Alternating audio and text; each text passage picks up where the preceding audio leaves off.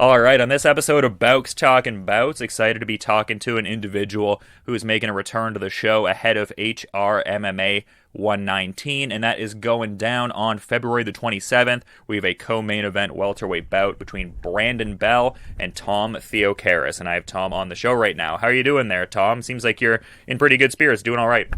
Good, Dylan. Everything's going well here on my end. So with all these new imposed rules, but just staying positive, I guess. Yeah, and it seems like you're very much locked into this one. Like you mentioned some of the new hurdles that got brought up, but it doesn't seem like that's been like a discouraging kind of thing for you in a lot of ways. Like it seems like you've jumped over a lot of hurdles ahead of this fight here and everything like that. So how are you feeling in the lead up to this one in general, just in the context of all the roadblocks? Well, I think I'm just going through the roadblocks, and I'm being so persistent just because I love this matchup so much. Like I got offered this matchup, and within like 2 minutes, I looked this guy up, saw like maybe 3 of his fights, and I'm like, yes, I'm in. It's just like he was ranked number 1 in Tennessee and Kentucky. He's a Bellator vet. He's older of age, like he's turning 37 this year, and he's 5'6". And if you know me, if you know my training style and you know my fighting style, I'm known in the gym for being able to use my reach and implementing that in my game plan. And fighting a guy that's 5'6", I'm just going to be able to utilize that reach in a much better fashion. Like I'm outreaching guys in practice with a larger reach than me. I mean, if I'm fighting a guy that's 5'6", I'm pretty sure I'll be able to utilize my reach in a well-mannered fashion. I know his game plan already. He's going to go to look to take me down. He's got relentless wrestling, but he's got terrible cardio. Like I could go 3 rounds easily. He can't. He's got 1 round in him. So I'm looking to kind of impose my will against his. And I'm kind of curious if you guys have had any level of like rapport with each other leading to this fight. 'Cause it's been like rescheduled a time or two at this point, and also I'd seen that he seemed to check out the YouTube video from our last interview there and had a couple laugh reacts there. So I had been in touch with Brandon Higdon, who's a promoter, and like soon as the fight got canceled, I was like messaging him right away, and then I actually messaged Brandon because he added me on Facebook. I'm like, hey, we're still fighting in February. He's like, yeah. I'm like, okay. Then I deleted him right away. I didn't want him on my Facebook. He added me. I'm like, okay, what? That's kind of weird. Yeah, that is a bit odd. I guess maybe after the fact that can be a revisited option potentially. Definitely. Like pre-fight is just like I want to stay focused, but I'm always down to have a beer with my opponent after my fight. So yeah, I got that vibe even when you had that Alex Martinez fight. Like I was actually just watching like a bit of a documentary piece that Hard Knocks did on it, and just it seemed like there was that respect dynamic right away after the fight. Not that you were disrespectful before, but it's more of a locked-in competitive thing. Yeah, no, he's a great guy. Him and I actually got along really well prior to the fight as well. Like when we were filming those like video segments, and then we'd see each other in the hotel, and like we're talking to each other, and like he's just a really good guy. Like it's really hard to not like that guy. Just because he's such a beauty. But yeah, like I usually like to be locked in and just focus pre-fight, and then after the fight, it's just business. Absolutely, man. But in mentioning that documentary piece I was checking out there, I'd seen some details that your parents weren't necessarily aware of the MMA journey at first. Maybe they weren't super fired up about it, didn't know about the first 3 fights, and then I think a work buddy of your dad kind of put him in the loop. Yeah, that was interesting. My first fight was actually in Detroit at the Joe Louis Arena, and I mentioned to my parents that I was going there to the casino or something, and my brother was going as well with a bunch of our friends, and I mean, on like the next Monday, my dad found out, and he just kind of reamed me out. And basically what happened was, like, they didn't want me fighting at all, and I would just be doing it behind their back. And then finally, after my 3rd fight, and I'd won it in knockout for the 3rd fight in a row, they're like, okay, just tell us next time. Because they knew I wasn't going to stop. And here we are now. It's been like 11 years since I started training. Wow. So was there any kind of distinct moment where you, I guess, felt a shift where they, I guess, became more accepting of the fighting life as opposed to like how they were maybe feeling about it before? Yeah, like I mentioned, after my 3rd fight, and it was my 3rd straight win, and they just saw how dedicated and passionate I was, and they hadn't seen that in me at all, and with like school or any other sport or anything else in life. And I think they were impressed just by how dedicated I was and how disciplined I was. And then they started to kind of respect that in that sense. So that was kind of the shifting factor. Oh, yeah, so it was just like a right away kind of shift almost, like pretty much. It was literally night and day. Well, that's cool to hear, man. And I mean, it's probably cool for them to see too, because you're now at this juncture where you're, getting ready to, fly out to the States. You're in this like co-headlining feature on a pay-per-view. So I'm sure they're seeing the growth there too. Yeah, they are. They're definitely proud of me. And I feel like I'm starting to get a lot more kind of notoriety in the sport just because of the journey I've been on. And like you said, like you mentioned, I'm the co-main event of a pay-per-view. And for this fight in particular, I think I've gotten a lot more kind of attention than previous fights. I don't know if it's just because I'm the co-main event of this pay-per-view or I don't know, but it seems like this specific fight I've been getting a lot more attention, which is nice. It is. Yeah, like one of those moments where you're, I guess, like taking the pressure and like using it to galvanize what you're doing, that kind of deal. Yeah, exactly. And it just like adds extra motivation to training.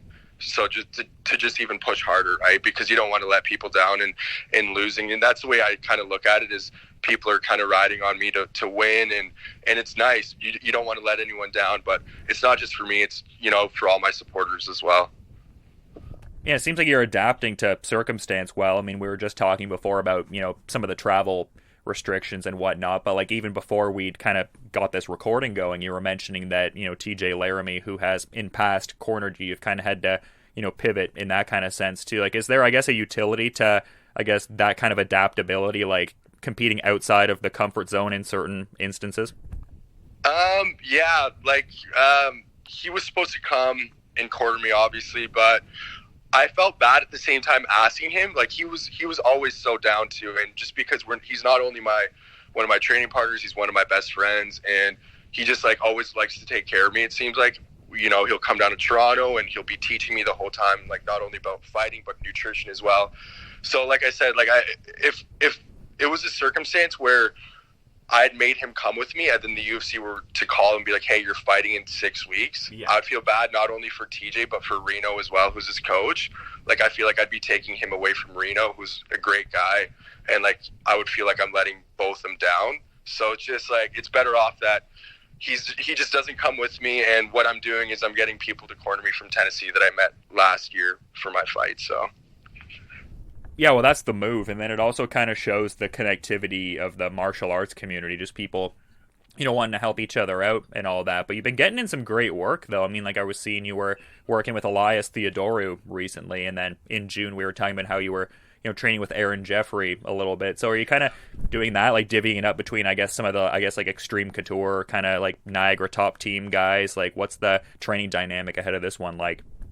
Oh man, like it's the tools I've been able to utilize in moving to Toronto are insane. And like GSP was talking on Bisping's podcast, the reason why Canadians haven't grown so much in the MMA world as of recently is because we're so spread out. Like, we're fighting against each other.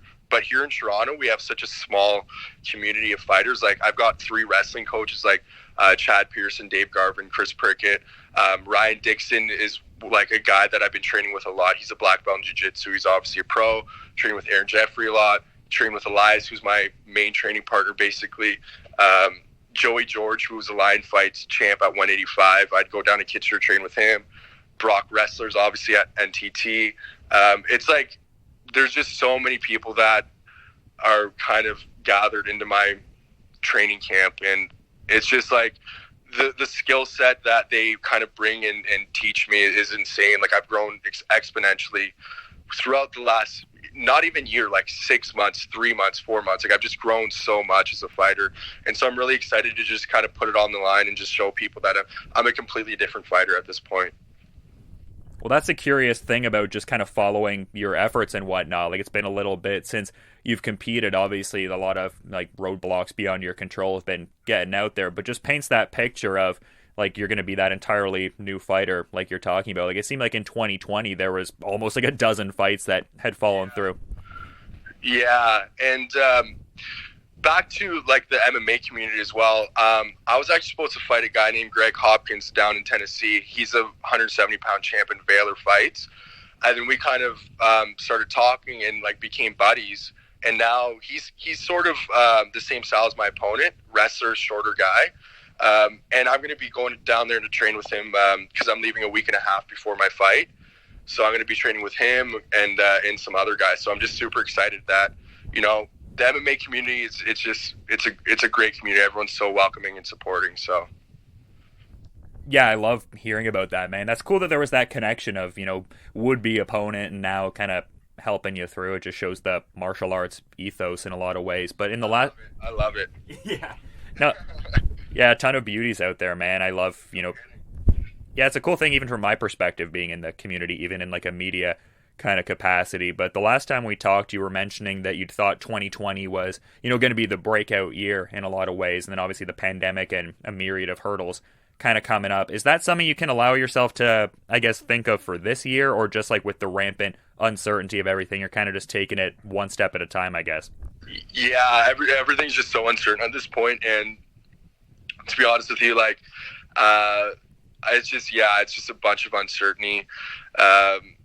We'll see what happens after this fight. I'm just taking one step at a time. I've got a large task ahead of me, and I think to overlook this task, it would just backfire on me in a negative way. So I'm just focusing at the task at hand of what I have to do to get my hand raised, and then we'll just go from there.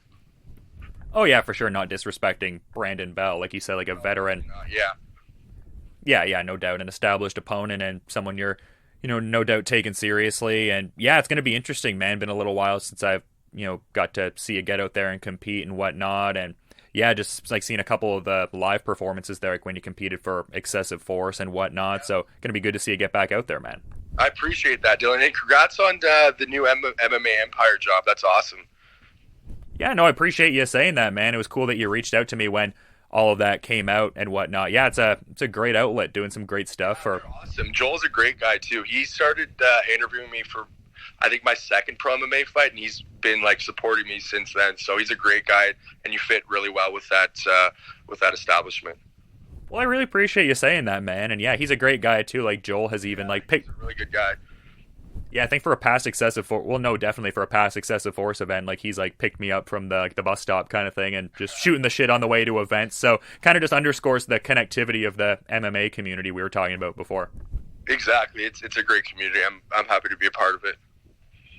Yeah, it's so cool to follow, and it's cool to see you get this opportunity and everything like that. And yeah, it's great to be able to like set up some time ahead of this high stakes moment in your career and everything like that. And I appreciate you giving me all the time and insights, man, but I want to be mindful of your schedule and everything. So is there anything you'd like to sort of add kind of as a parting thought as we're wrapping up here, Tom? Yeah, I just want to thank you for giving me the time and the interview, and I'd like to thank my sponsorships as well.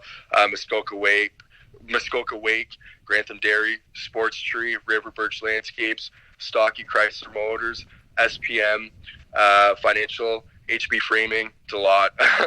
One Mad, Crank Light, Niagara Top Team, Adrenaline Arcane, B Clutch, Walk With Me Counseling, Bentley's. Yeah, I think that's it right there. Well, I love hearing the amount of sponsors that coincides with like what we're talking about with this being a big moment for you. I think a lot of other people are sharing that sentiment, it seems. Exactly, yeah, and it's crazy how much support I've gotten for this fight, so I'm just happy.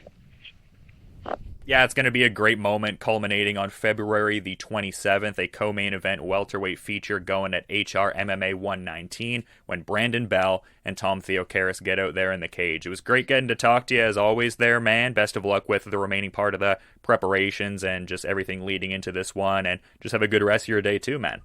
Thanks, Dylan. I really appreciate the time that you gave me. Thank you.